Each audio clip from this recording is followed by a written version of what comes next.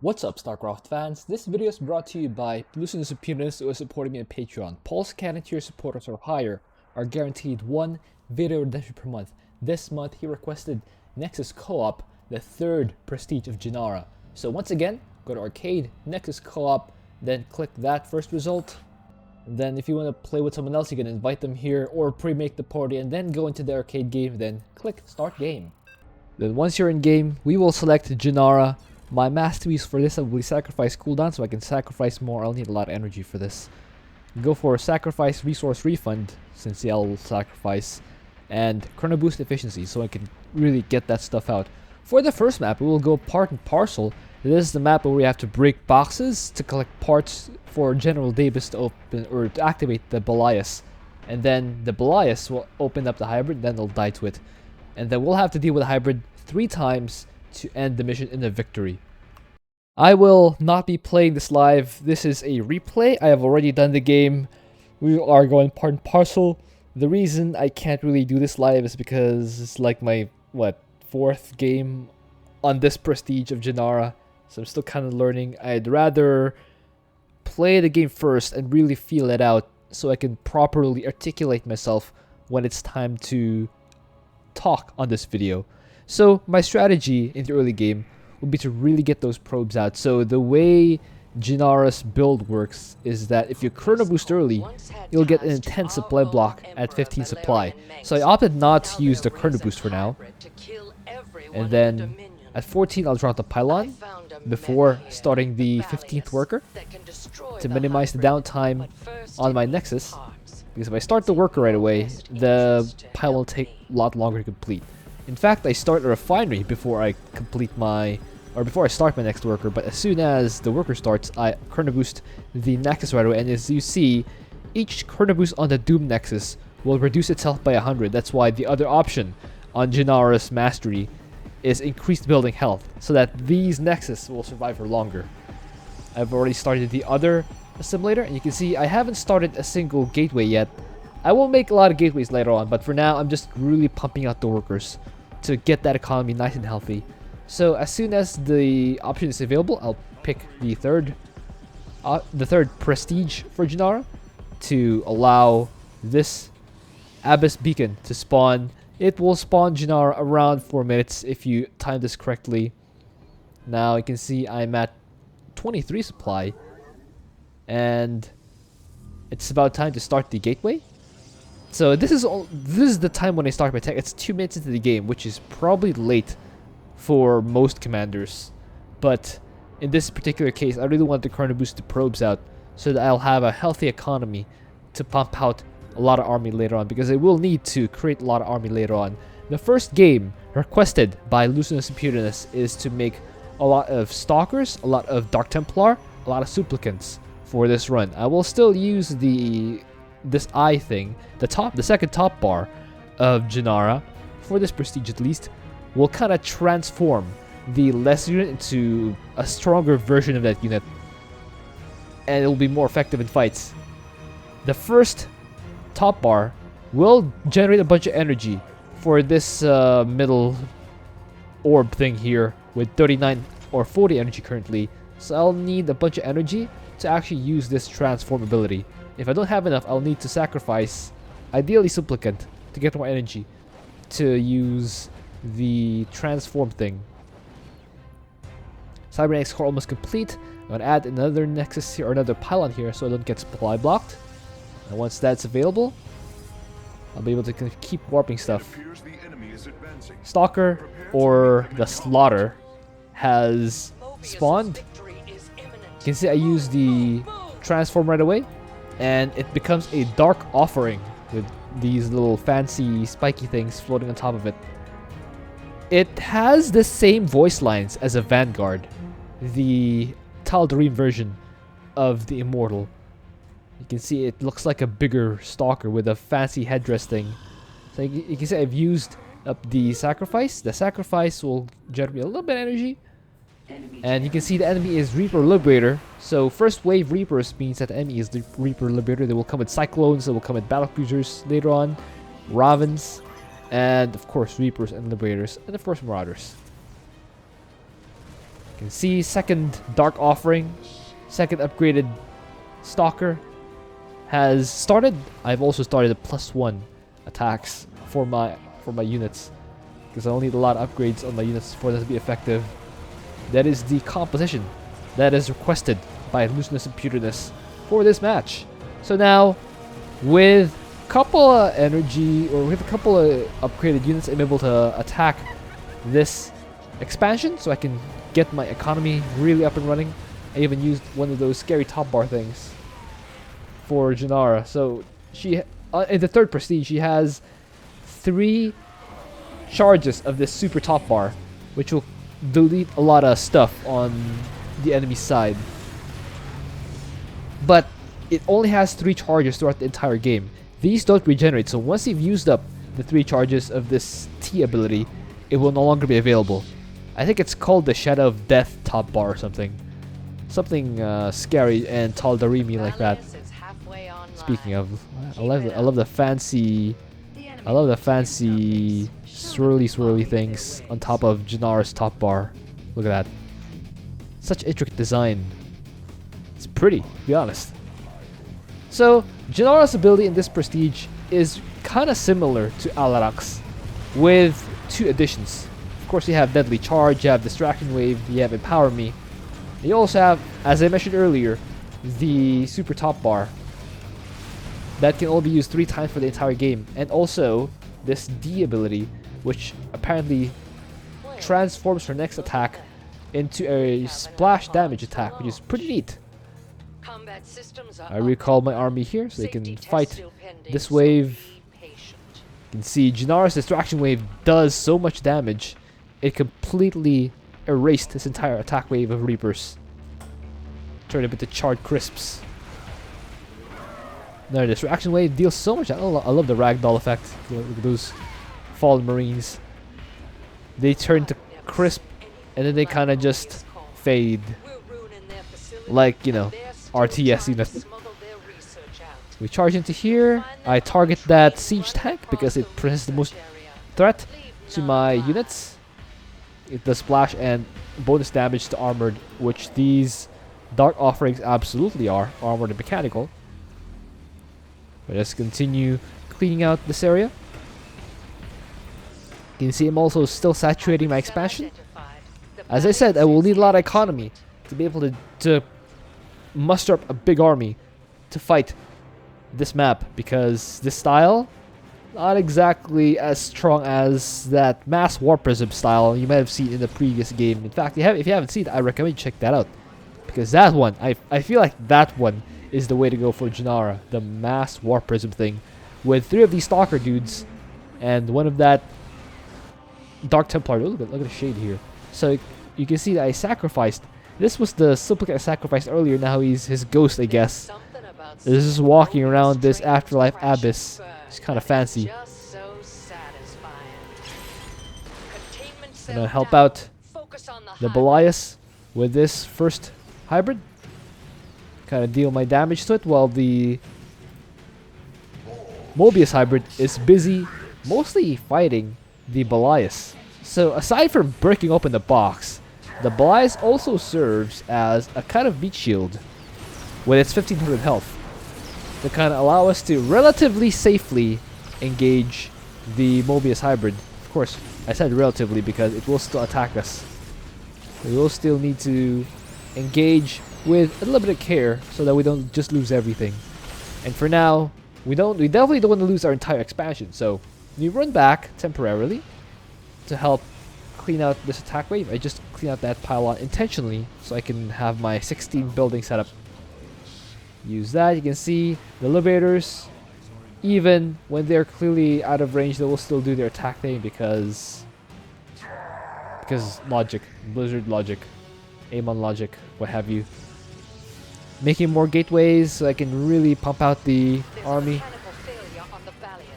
You can see the ballast did run out, which is unfortunate. But we still choose to fight this hybrid because, you know, why not? We're just kinda not threatened by this first hybrid. It's not that scary. We will, I think, clean them up with minimal losses. Although that being said, I'm starting to float a little bit of money here, so I'll probably need to warp in a bunch of army to augment my firepower. I will definitely need to... Well, that is another option. I do get some of these upgrades for the Wrathwalkers, the Blood Hunters. I believe these are Blood Hunters. No, these are more Stalkers.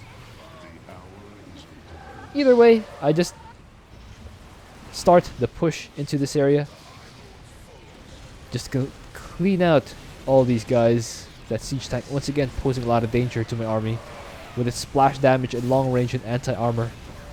We definitely want to clean this out, but after the hybrid first. The hybrid is still, I believe, the bigger threat because it has Storm, it has Yamato.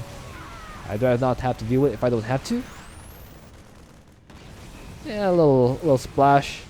Jinara is down to 95 health, but that is fine because we're not gonna continuously push into this fortified spot. We will just collect bosses for now, so that we can unlock the second Mobius. Or the second Balius. So if I disable this here, you can see we need 70 parts. Yeah, we need 70 parts per session to unlock the Balius. We're at 37 right now. So you can see I'm destroying these boxes, which will reveal the parts that we need to collect. And we collect them, of course, by walking through them. These parts, these gear things right here are the parts that we need to collect in order to unlock the Balius. Okay, I think I will just clump up these guys here and use mass recall on my Nexus. Or I can also just walk. That is also an option. In fact, I noticed that they will destroy a bunch of pylons I made here, which is a bit of a waste. So I just make a few more. That's fine. That is fine. I can rebuild the pylons. It's not a big deal. The fact that they delete the attack wave is actually kind of nice for me. So I clean out all the Reapers. You can see these annoying Cyclones far outrange anything I have because I wasn't tasked to make Wrathwalkers this game. Do not let the train through. I see that the train is heading my way. I will try to get both bonus objectives. I've gotten the first one. I'll try to get the second one. But for now, I decided that I still probably have enough time to clean out a bunch of these bases over here to minimize the work I have to do later on. You can see I'm engaging on two sides. This side with Jinara and this side with my army. Of course, there's also a bit of army stuck in the middle. That's fine.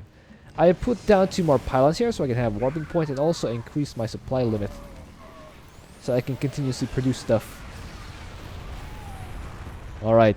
I believe the Mobius train is getting sufficiently close, so I think it's time to engage that train.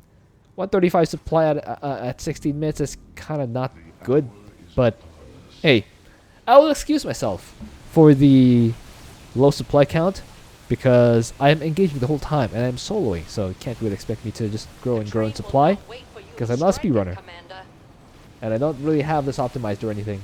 Just kind of play the game, you know, just kind of solo casually. Anyway, I resume the walk up top. Try to clean out all these guys. There's a siege tank right there. A dangerous unit that I kind of need to run away from. Another seeker missile. My bullet hunter has to run away so it doesn't get splashed on, or more importantly, splashes the rest of my friends or my army. Go ahead and clear out these things. Smash all these units. And look at this Blood Hunter go. Oh my goodness. That's some sort of upgrade. It does trigger all those liberator zones, but it can't ultimately waste himself. Charging far ahead of the army. Kinda not ideal. I activate the other ability, I guess the overcharge ability of the Stalkers to really help them delete that wave of liberators before the wave of liberators deletes them. It's kind of how these things go in co-op generally. Aim on an entire map of stuff, and the best way to deal with that is to destroy them before they destroy your army. Ready for action. So you're able to retain more of these guys to be in a better position for the next engagement. Let's clean these guys out. Jinara charging along. Still love that head decoration thing. This decorative thing behind her head. Pretty fancy. It's really fancy actually. These guys are charging far ahead. This guy's probably a goner. A certified, bona fide, verified goner. Until he isn't. He's a goner until he isn't, you know. Or I should say, he's not a goner until he is. But the latter option would kind of make me sound wrong, so I'd rather use the former option. Take a second hybrid. At 165 supply, I do believe I am in a better position to just engage. Of course, I wasn't able to keep track of the attack wave, so I will still need to kind of bounce back to my base to kind of defend it before the attack wave hits. One stalker does get stuck in there, but I believe with this overcharge, I will be able to delete that Mobius hybrid before I need to engage this attack wave. And now I just clump up here, I recall everything, get ready to fight. The recall, by the way, is activated on the Nexus itself. For those who don't know, you need to click the Nexus itself or use a hotkey to go to the Nexus and then use the mass recall and recall your army. It's a kind of defensive spell. Lost a bunch of supply in that fight, but that's fine because I am filling a bit of money, so I can just replenish whenever I realize that I can replenish. Now to go to the bottom, I believe I've chosen to just clear counterclockwise, starting from the bottom. So it's one smooth motion without any backtracking to clear out areas I just missed. I use the second top bar. You can see I'm basically dropping carriers. That's what it looks like. I'm dropping carriers on this here area to clean out the defenders, which is nice, I guess.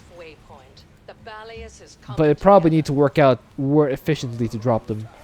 I did create a planetary and a bunch of cyclones, which is, I think, already worth it. But I think maybe it could be better.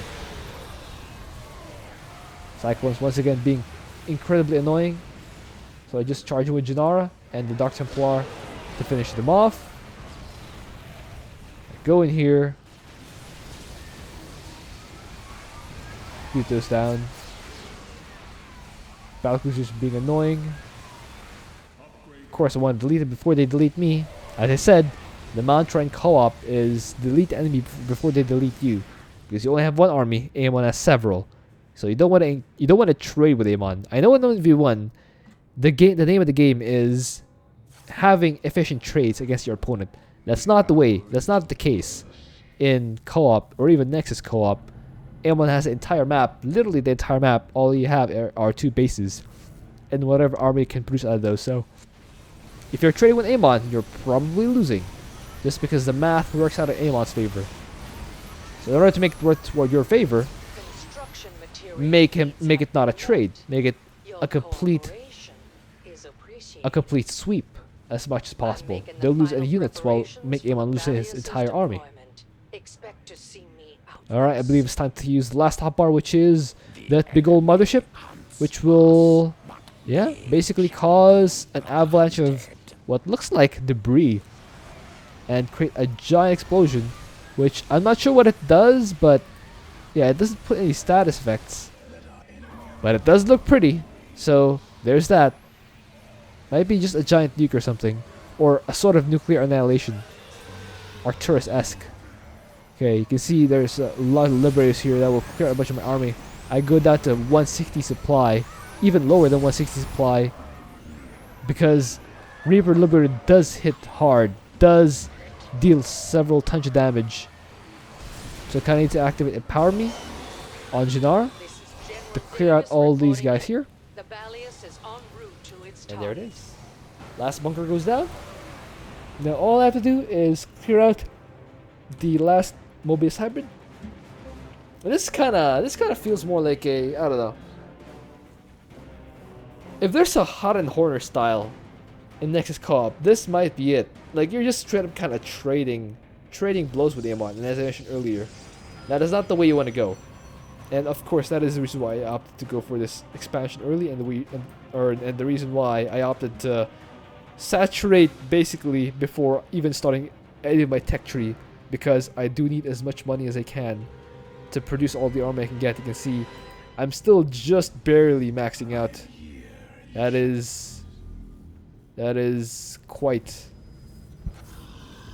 not a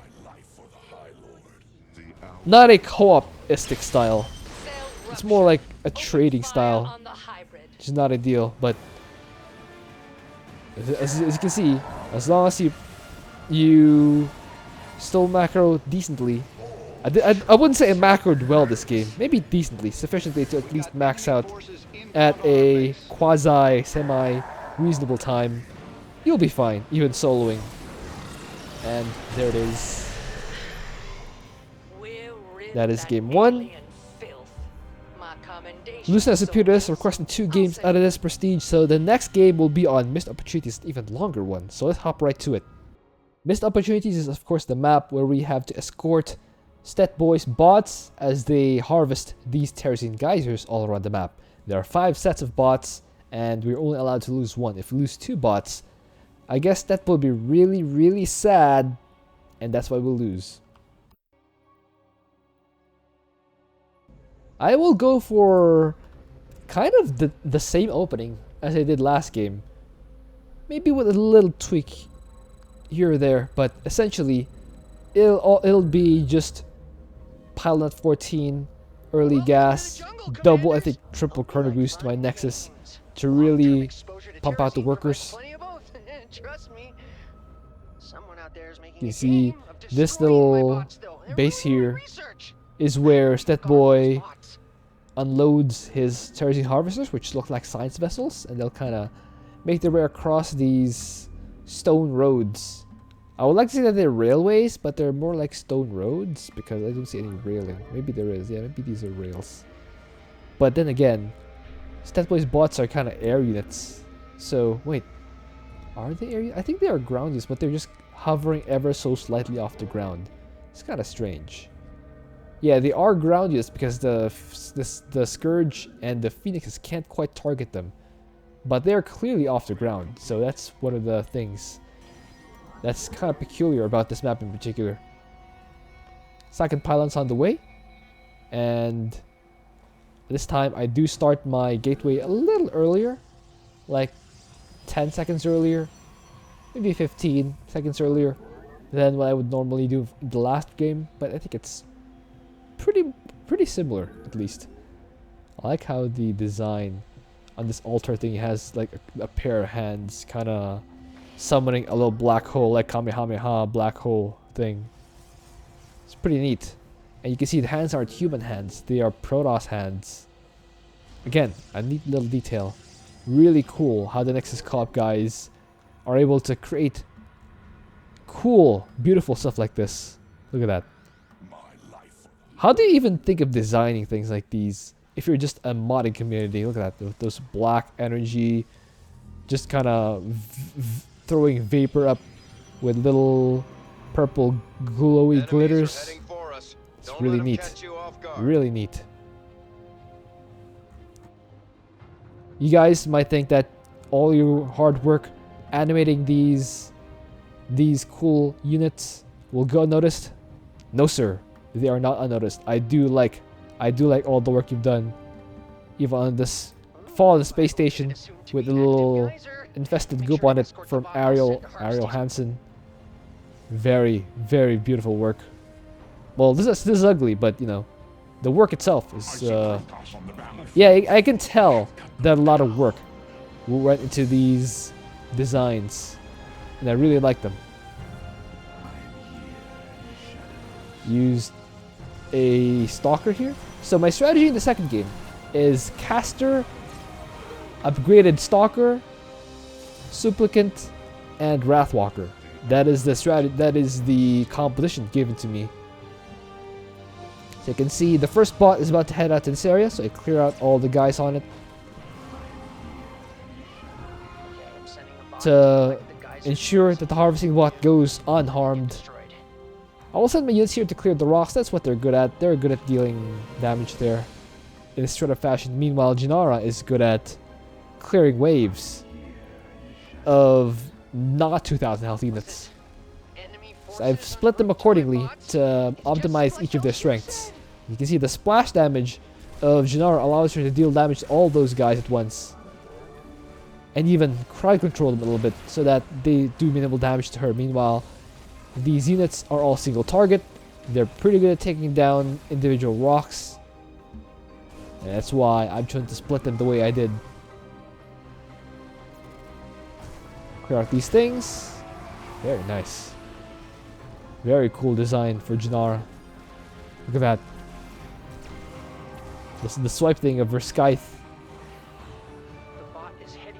Nexus has started.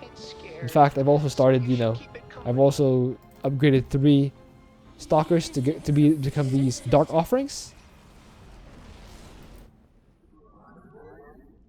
Starting to saturate the expansion using my main. That's fine. I just rallied in there. Walk back to my base temporarily, so I can have an even more powerful setup. Sacrifice that supplicant, get more energy. So for this style, I'll need to get this thing, this Forsaken Archive or Templar Archives. Get research these top 2 lines. This one is basically, I'll go for Ascendants this game, and you might be familiar with the first 3. The first one on top, at the very top, will allow Jinara's Ascendants to get more powerful the more times you sacrifice a supplicant to them, specifically to the Ascendants. The second one is, of course, improvement on the Psionic Orb. The third one is Mind Blast, essentially. I used the second top bar, by the way, to clean out. Actually, that was probably the first. The first top bar to clean out the bonus, so I don't have to worry about it later on. Just whacking these things. Started for a little bit of money, so that's not ideal. But I am starting to research the Power of Realming upgrade for my Ascendants. So, for the meantime, I will deflect this attack wave using Jinara herself and my army. Just use the distraction wave, clean these guys out. Fortunate spawn point of the second one, but they kind of took out my pylon. That's fine. Shoot down these things using the distraction wave. Just kind of distract them, you know. Distraction wave is very good at distracting things. I've learned. It's the fact of life.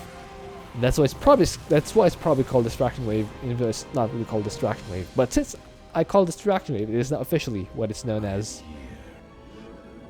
Right in here.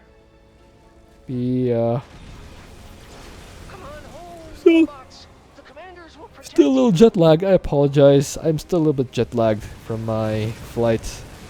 At this point, I've been home for I think 4 days, so should be over by now. But the last time I went to the US, I was jet lagged for months because essentially I went back home to a midnight shift setup. So instead of going back to the 8 a.m. to 5:30 p.m. shift, as I use the second top bar, you can see carriers are crashing in this area to clear out this entire wave and most of the camp. As when I went back for my first trip to the US, back to the Philippines, I didn't go back to the 8 a.m. to 5:30 p.m. schedule that I'm used to. In fact, I came back to Manila to still work on mostly the same time as I did in the US. It was a slightly earlier one, so it was a midnight shift for me. Started work at 3 p.m. Ended at midnight. I think a little past midnight. That was my shift. So it was still not quite back to Manila time, and that sort of time setup is what actually allowed me to really take care of my YouTube channel in its early beginnings. That was right about the time, like when I came back from from my first US stint back in 2016. I came back from my US stint in 2016. That was right around the time when co-op was starting to take off. They were just about to add the weekly mutations.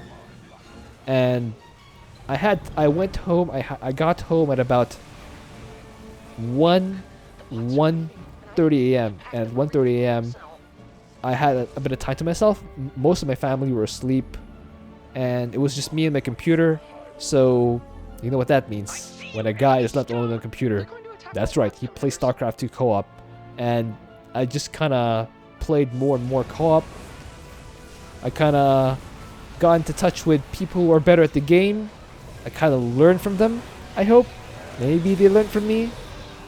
Maybe. But, yes, I was able to play more co-op. I really got into it. And eventually, I saw that a bunch of guys were releasing videos that weren't really showing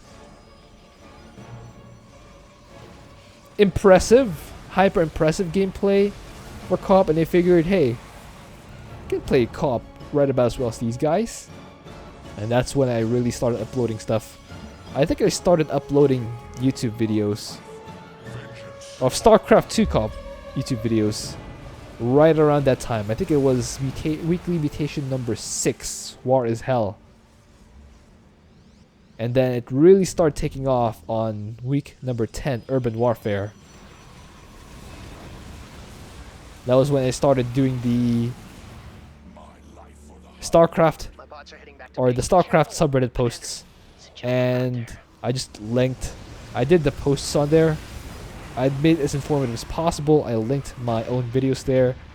And my videos immediately got like hundreds of views. Of course, it's nothing as big as the actual StarCraft 2 YouTubers like Loco, Hearthstone, who at this point, even at that point, I think we're getting tens of thousands of views per video. So it was never gonna be them, but it was still pretty good for me. Like the setup I had then, still pretty good for me. I really liked StarCraft 2 co-op. I enjoyed playing it, so that any view I got for the videos was already a huge boost. It was already such a morale booster for me. It kind of justified, for me at least, how much I play StarCraft 2 co-op, because people seem to be enjoying what I put out. My videos back then looked differently. I edited them using the Windows Movie Maker software. I never really was any sort of editor person. And all I did was kind of add commentary via text. That's how I did it back then.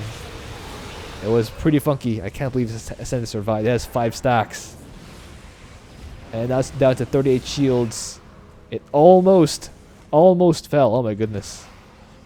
But with the power of sacrificing supplicants, he's back to full health. By the way, Jinara and the Stalkers just cleared out the west side of the map. You can see the Ascendant is still not quite strong enough to clear out entire waves using their, or using 1 or 2 psionic orbs. Then again, it is Protoss, so they do have more health. Anyway, I'll push into here. Make Jinara the target of that Reaver. But of course, succeed in shooting down the Reaver before it shoots, to kind of preserve my health, or my unit's health. Shoot that down. Ooh. So now I'm up to 16 ascendants. So what I usually do, even as Alarak, is I split my ascendants on this map, so that I have 8 ascendants in one prong, 8 ascendants in another prong, and the rest of the army, maybe Alarak himself on one of the other prongs. So I'm gonna split myself that way. Yeah, I just kind of started to split. You can see I've added a control group of 8 supplicants heading here, making some, or ascendants rather, a control group of 8 ascendants in this side, adding supplicants so as to feed them. I've created another control group of 9 ascendants on this side, because I made an odd number of ascendants. Can't really help it. Sometimes misclicks happen. Army here, Jinara here, Wrathwalker, here we go, as requested by Lucerna Sempiternus. So you can see at this point, Jinara's distraction wave is really powerful. It's able to completely clean out an entire attack wave on one cast of distraction wave, which is pretty awesome. Attack wave coming over here, so I use these ascendants to create psionic orbs and clean them out. At this point, they don't quite have the full stacks yet. I'm only still researching the last upgrade. So for Alarak, you only get 3 upgrades for ascendants, but for Jinara, there's a 4th one that removes the limit. That's a really crazy one. The 4th upgrade removes the limit on sacrifice stacks. So theoretically, you can have so many stacks of power overwhelming on these ascendants, and you'll see later on I'll go up to like 13 stacks on each one. It's kind of crazy. Another attack wave through orbs that way. You can see it's plenty at this point. This guy got 4, this guy got 6, this guy got 7 power overwhelming stacks. That is really good. It's really strong. They're starting to really glow red and purple with like a black hole thing behind them. Another attack coming this way. I do have my Wrathwalkers, or rather my Ascendants in position. Just clean these clowns out. Very nice. Now, I believe the next wave is on the way. The next attack wave is why Jinara is running back to support her army. I use that, then distract. We just clear out all the zealots, and what remains are these void rays that get taken out by the second distraction wave. Probe on the way. It's gonna put down a nexus here, I think, and a couple of pylons. But the important action is gonna be right here. My ascendants start throwing a bunch of orbs to clear out this entire wave, or this entire camp. The second bonus, you see, it just does so much damage. Insane damage to all those guys. Take out the mothership and now take out the big hybrid. I leave a single unit here to keep damaging the bonus, because as long as I leave one unit there, you can see that the extraction device timer doesn't actually tick. It's gonna get stuck at 359 because I am shooting it with a unit. That's gonna be the strategy. I just use, oh by the way, I used the last top bar here on the mothership, and it's gonna cause a giant explosion once the timer runs out. A massive explosion, oh my goodness. I've got almost all the terrazine I need. Keep it up, commanders. Put down this pylon right here.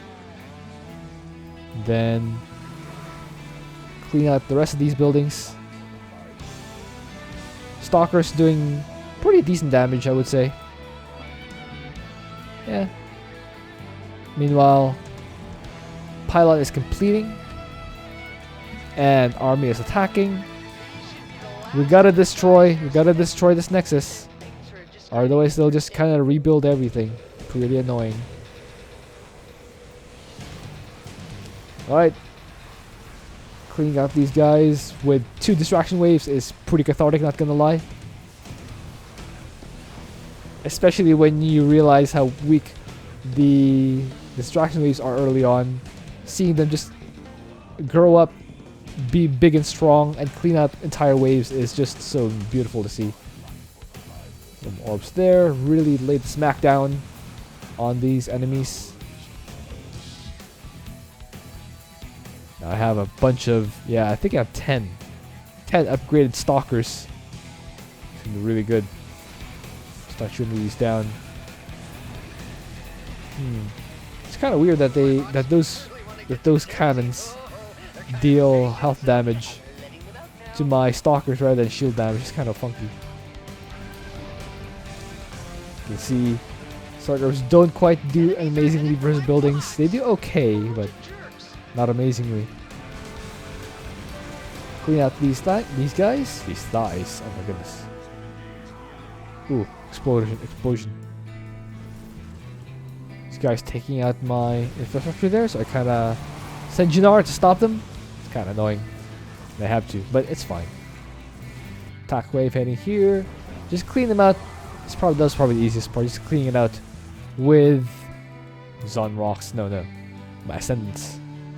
We still have, you can see 9 stacks, 9 stacks, 8 stacks, 10 stacks, 8 stacks, 10 stacks. Attack wave coming in over here. Gonna delete that. Let's make that not a thing. Let's just try their best. My stalkers will try their best to shoot down these guys. And I know, I'm at 100 supply, floating 3,000 minerals. But my production is mostly focused on feeding my ascendants. I could probably get a few more gateways and split them between ascendant making and stalker making, but not in any sort of trouble. I think I'm fine. Maybe on a difficult or a more difficult mutation solo. So these guys just completely erase that wave. Oh my goodness. That was more effective than Nova Airstrike. That was just about as effective as a regular old Sonic Orb. Look at this guy. This ascendant has 12 stacks. 12 stacks of empowerment. This guy has 13 stacks. That's insane. That's so powerful. Meanwhile, Jinara herself solos an entire leg. Because of course she does. Look at her just clean out the entire wave like it was nothing. It's like 3 swipes down. Well, not nothing. Three things. Like, whoop, de-doop, then you're gone. Attack wave heading over here. We'll spawn here actually. Which is why it's a good idea to kind of send the supplicants here. And support Jinara. Again, use Empower Me, just clean out the entire attack wave. Oh my goodness. That was so brutal. That was like brutal +6 or something. Oh my goodness. It's gone. Another attack wave coming in from the center north. That's silly. That is absolutely silly. Alright. Now to finish off, you can see I have these pylons, these cannons here just shooting. Trying their best, shooting their hardest at this here bonus with help a couple supplicants. Yeah, you got this. Yeah. The rest of them is like, yep. Seems like you had that handled. And they realized, uh-oh. There's only one bot left. If the bot gets in the house thing, we don't get the bonus EXP. Well, we don't really get any EXP, but you know, it's the bonus. By the way, there's a singular cat in here, which I think is fine because it doesn't produce anything. They won't rebuild. They're still dead.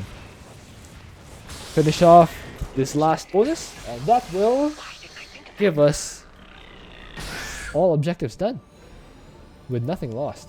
Beautiful. And that is the 3rd prestige of Jinara. I don't think it's once you get your supplicants, it's really rolling with that many stacks. Yes, they can get really powerful at clearing waves, but prior to that, I think the Warp Prism tactic is still the strongest.